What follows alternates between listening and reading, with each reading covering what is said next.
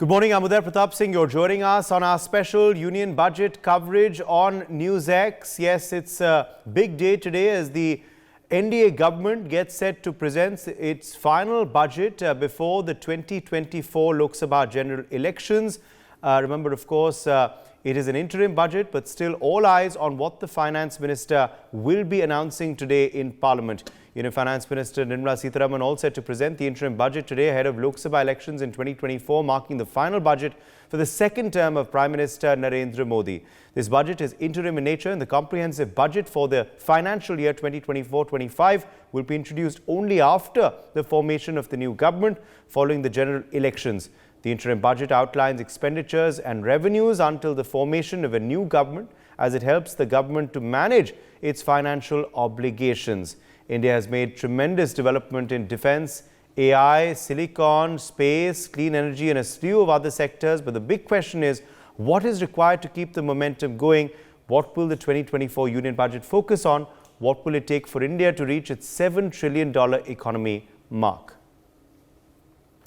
Well, joining us to discuss and decode what we could possibly expect today is Raju Kumar Sinha, Chief Business Officer, F-Ship Logistics. We also have Jacob Krasta, former President FKCCI, joining us live. Jayant Krishna, Senior Fellow, Chair in India-US Policy Studies, is live with us as well. Dr. PSV Rao, Consultant Surgeon, Manipal Hospital, Hebbal, Bengaluru, joins us as well. Kapil Mittal, Tax Expert, also joins the broadcast live. Let me begin with you first, Raju Kumar Sinha, on what your expectations are from this budget today. Hey, hi. Thank you for having me on the platform. So first of all, I would like to express my optimism about the government's commitment to fostering economic growth in India. As a vital component of the supply chain, the logistics sector plays a very pivotal role in the nation's progress. Logistics is the backbone that supports various industries, ensuring the seamless flow of goods and services across the nation. It's not just about moving packages from point A to point B, it's about efficiency, reliability, and sustainability. Since I belong to logistics industry, I prefer to better comment over that industry only. And over the past year, the industry has witnessed significant growth, and we attribute this success to the supportive policies and initiatives from the government only. The emphasis on infrastructure development and digitalization has indeed made operations more streamlined. As we look ahead to the interim budget of 2024, we hope to see continued support for the logistics sector. The few key areas where we expect government's attention are obviously infrastructure investment.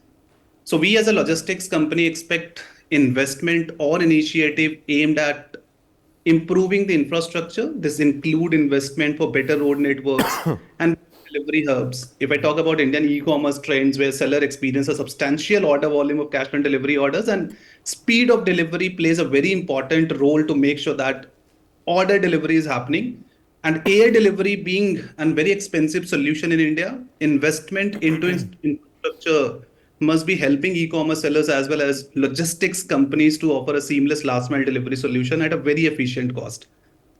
Also, government should think about reducing the tax burden from logistics companies. So logistics companies often deal with significant fuel and operational costs. Expectation include tax incentives or reduction in fuel taxes to ease the financial burden on logistics companies and encourage cost-effective operation. Right. Also, e-commerce friendly policies is also among the list. So policies that promote and support the growth of e-commerce sector can indirectly benefit courier and logistics companies. So this might involve simplified licensing procedure, reduced regulatory hurdles, and other measures that facilitate the smooth functioning of e-commerce operation. Last but not least, the change in taxation and duties, especially those related to custom duties and tariffs, can have a significant impact on the cost of imports. This will help businesses in minimizing their overall cost of goods to improve their margin, and this will provide extra fuel to scale up their business fast, and eventually it will lead to opportunities for logistics companies doing last mile deliveries. In conclusion, I look forward to a budget that recognizes the vital role of logistics in the nation's progress. And I'm confident that the government will continue to foster an environment conducive to growth and innovation. Yeah, that's it. Thanks for the attention. Right. Let me take that to Jayant Krishna, and of course your expectations from this budget today, Jayant. But how much will actually, be put forth today, and how much will perhaps be left for the new government to put in, whether that is Prime Minister Narendra Modi again, or whether that is someone else who wins the 2024 general elections? We perhaps will know later this year. But how many announcements do you expect today, and how much do you believe will be left for the new government to perhaps announce later in the year? What are you expecting today, Jayant? So I think one thing is very clear that, see, India today is, the fastest growing major economy in the world. But the unfortunate truth is that good economics still doesn't make good politics in our country, and more so when Lok Sabha elections are around the corner. So if you look at the history of budgets in the country in the last several decades, actually, the election year budgets have mostly been populist and have been a far cry from, walking the talk while pursuing the reforms agenda. And let's understand, this is not a full budget. This is an interim budget, or you can call it a vote on account, which is some kind of which gives some kind of an interim authorization to the government to spend money. But still, the expectation of most economists is that it'll try to strike a delicate equilibrium, between the populist announcements as well as the containing the fiscal deficit. That's very, very important. So some kind of a fiscal prudence is expected in this budget. Because this, the Finance Minister Nirmala Sitharaman's fifth budget, which very, very few finance ministers have been able to complete the term. But we do expect that the containment of fiscal deficit would be in the direction of containing it to eventually 4.5% of GDP by next financial year end, and by this financial year end to about 5.3%. So that is my expectation. There also, if you look at the populism, people do expect that there would be, income tax benefits for the common man, for the huge middle class, which constitutes a huge voter base. But fundamentally, I would like to come to some issues which, the budget must address, and at least, if not in toto, then at least, it must herald a direction. See, three things which I'm largely worried, despite the fact that Indian economy is doing well. But if we want that over and above, us becoming the fourth largest or third largest economy, I think we should also rank high on the Human Development Index. Then two areas which require a huge amount of attention is education and skills and healthcare. And, this is something, if you look at education and skills, we spend barely about, 3% of our GDP on this. I'm talking about the government spend. This has to go up to at least 6%. I know it can't happen in 1 year, but that change, the step-up change has to start happening from this budget year onwards. If India has to actually realize that, the latent potential of a demographic dividend. Similarly, healthcare, we spend just about 2% of our GDP on the public expenditure on healthcare. This has to go up to 4% in foreseeable future. That's very, very important. If health for all goal has to be to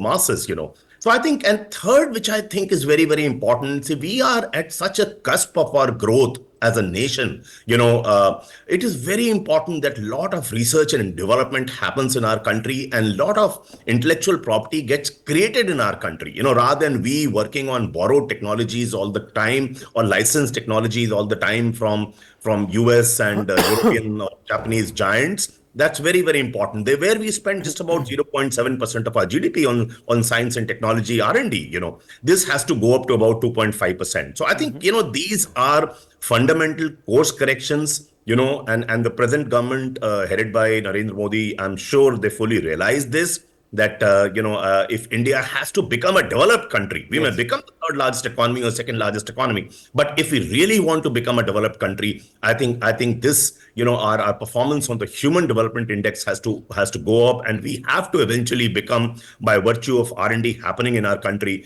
a knowledge-driven, innovation-driven economy. I think that's a must, and the budget must herald a change in that direction.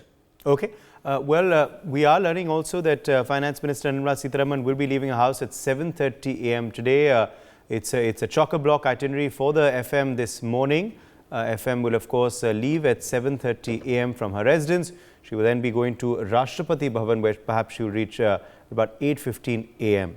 Let me quickly get in Dr. PSV Rao as well into the conversation. Dr. Rao, what are your expectations from the Union Budget 2024? What do you expect from the FM today for the health sector and for other sectors? What are you expecting? Good morning, Uday, and to all your viewers and panelists. I have a surgery at 8 o'clock, so I'm going to be signing off soon. What we in the health sector expect is that during the pandemic, we helped the government a lot, and the government also pushed our sector into producing ventilators and masks and vaccines on a large scale, and become independent of foreign suppliers. And they also extended the PLI scheme to the pharmaceuticals, so that they produce the APIs and the drug intermediates in India itself rather than depending on Chinese imports. So we expect that this kind of help will be extended, financial and incentives, to various other medical equipments like implants, like various endoscopes and fiber optic devices, scanners, etc., so that we become independent of China and other suppliers, and we are able to not only produce enough for our own people, but also be able to export. It will also bring down drastically the cost of medicines and of various surgical procedures in India and diagnostic procedures if we start manufacturing these equipments ourselves. There is also the recent trend of government increasing customs on automobile kits and electronic kits. We want and at the same time reducing the customs on the components used to manufacture this. We hope that this same system is extended to medical equipment, where the entire medical equipment, if you're importing, the custom duty is high. But if you are trying to manufacture it here and you need certain components from abroad, those custom rates are down.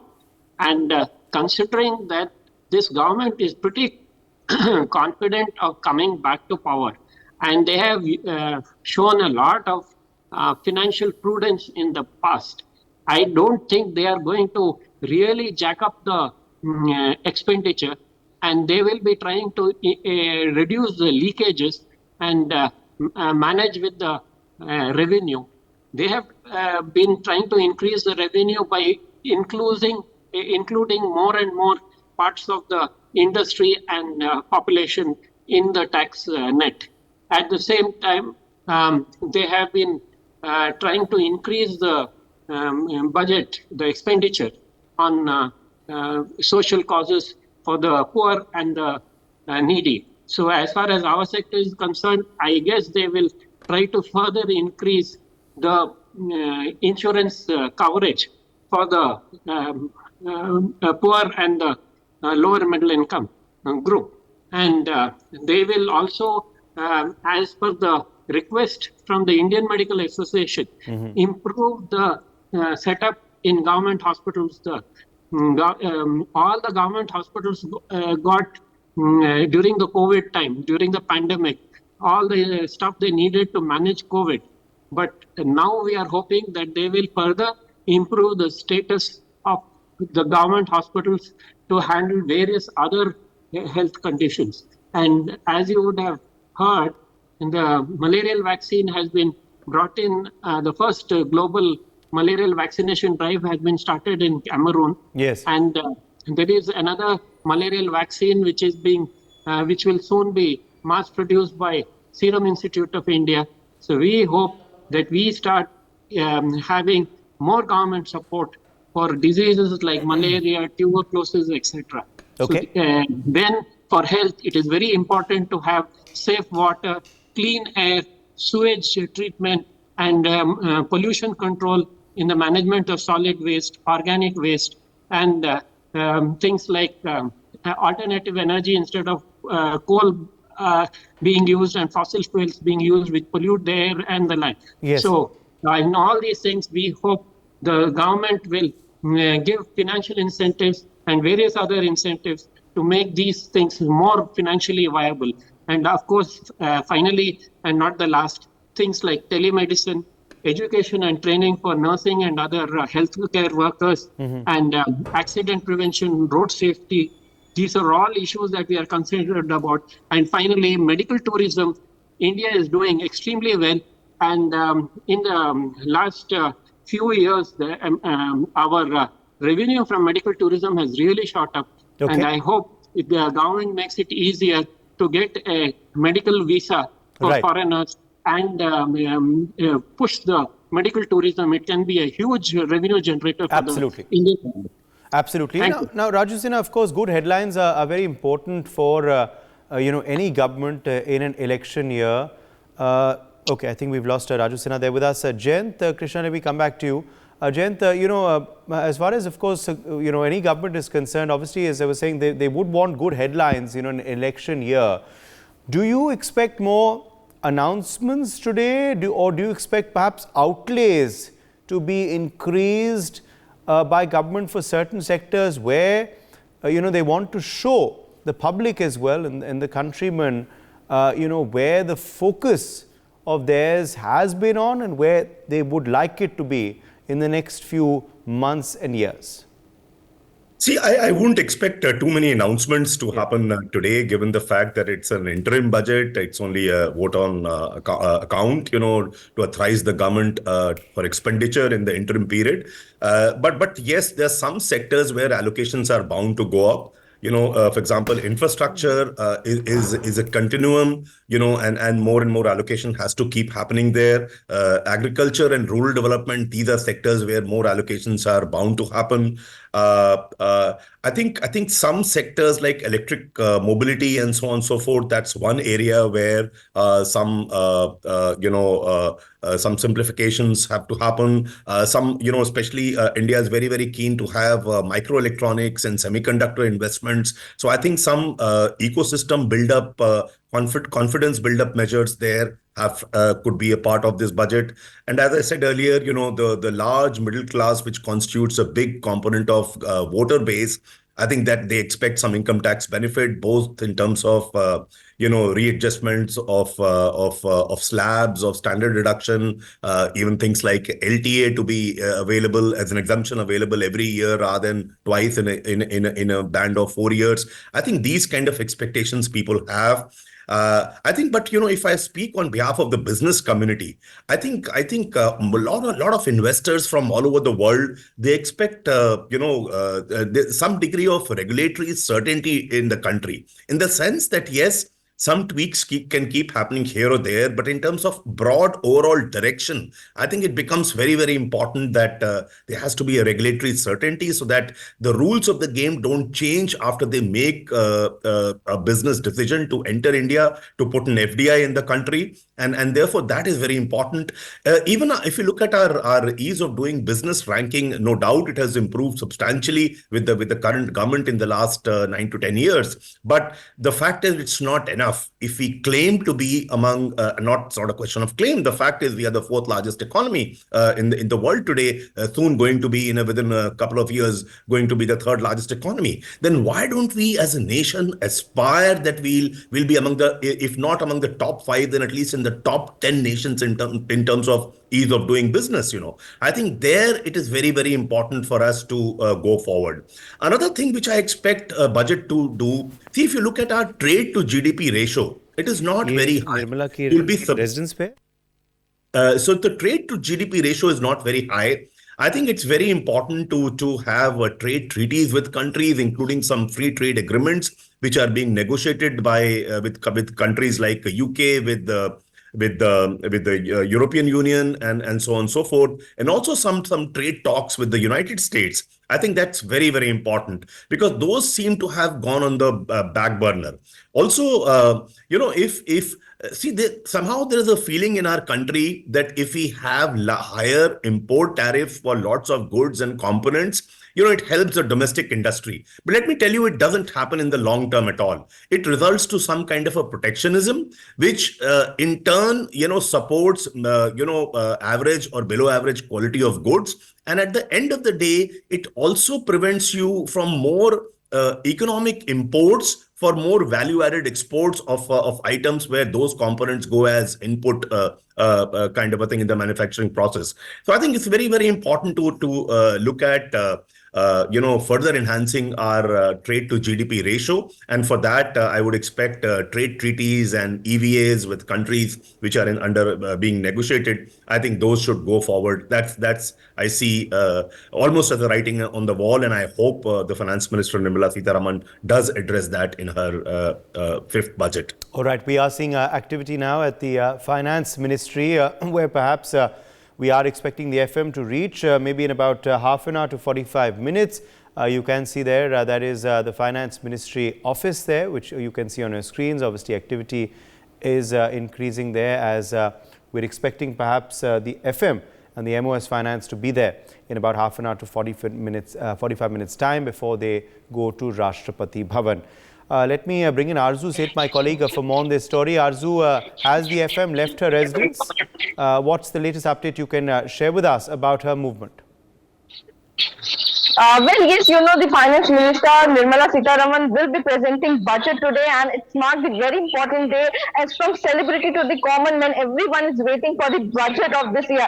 Also, Finance Minister is about to reach Finance Ministry, and at around 8:15 she will reach the Finance Ministry, and after that at around 8:30 FM and the team will go to the Rashtrapati Bhavan, and there will be a photo shoot of the FM and the MOS entering the Parliament House with the budget of budget of this year, and also budget presentation will be at around 11 a.m. and after the budget will be presented at 4 p.m. in the evening. There will be a press conference in which the details, what important aspects are there in the budget, will be presented to the public. Also, this marks the very crucial, as the experts say that there will be a lot of things. There might be a lot of things regarding the agricultural sector. There might be something related to MSP. There might be something related to millets, because if we see, Lok Sabha elections are also approaching, so there might be something to catch the voters. So this remains to be seen what will be there in the budget this time. Yes. Yes, absolutely. Let me bring in Jacob Krasta as well, who has joined us now for his perspective. Jacob, what are your expectations from the budget 2024? What are you expecting from the Finance Minister today? Especially from the fraternity of MSME. Now, since MSME is growing and contributing to the GDP to more than, say, 30% of exports, 48% of GDP. So what we expect from Finance Minister may not be more, because it's going to be only an interim budget. And what we see is the stability in the government. Since Prime Minister Modi is now, announcing that the third time he is going to become the Prime Minister, and Nirmala Sitharaman presenting the sixth budget. So what is now expecting is more than what is required for industry and the growth. It is going to be the election budget, because now another 2 months there is going to be a Lok Sabha election, and probably the full budget is going to come in the July. But what we really see is a transformation of the entire taxation, especially in the GST. GST, since there are 4 types of GST, there is 5%, 12%, 18%, 28%. There are a lot of litigations as far as GST is concerned and its compliance is concerned. Probably they will bring down to 3, because globally it is only 2 GST rates. And here in India, they are going to bring it to 3. That is the 5% maybe raised to 8%, and 8%, and 18%, and 28%. So this transformation that is called GST 2.0 is going to be implemented. And now, especially in the angle of MSME, in order to increase the employment potential. See, there are so many things are going to, for workers, especially gig workers and the construction workers. See, a lot of facilities are going to come because they have to vote for BJP. So we expect a lot of transformation, lot of benefits, especially for the growth. We are already growing at the rate of, say, average, say, 7% of GDP, and now expected to grow, say, 7.3%. And in another, say, 2-3 years, we are going to reach $5 trillion economy. And by 2030, say, $7 trillion economy. For that, MSMEs has to be given a push. And what kind of push? A easy credit. Because today the MSMEs are struggling after a pandemic is only because of the credit. So credit is not available. So probably make an easy way for the credit, depending on the announcement has already been done that the finance will be given based on the cash flow and the GST paid. Well, that has to come automatically for MSME without any hassles. So filing a paper for the credit to any bank which is getting the credit. So if it is given automatically, I think we are go for that as far as this interim budget is concerned. Thank you. For more such videos, subscribe to the NewsX YouTube channel, hit the bell icon.